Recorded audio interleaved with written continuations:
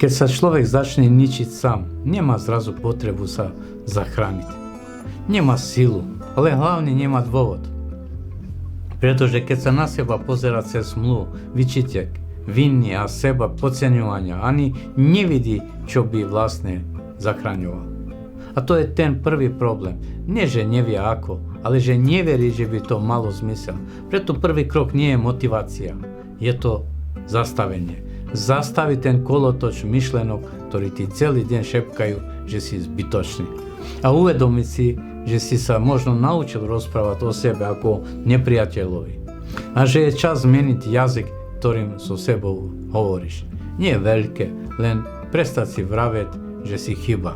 Prestať si pripomínať, čo všetko si pokazil a začal sa pýtať, a čo ak ešte niečo vo mne stojí za to.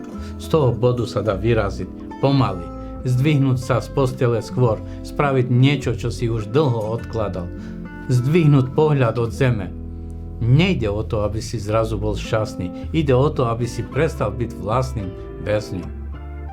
Áno, budú pady, budú dni, kedy sa vrátiš do tej tmy. Ale rozdiel bude v tom, že už budeš vedieť cestu späť. A to je obrovská vec.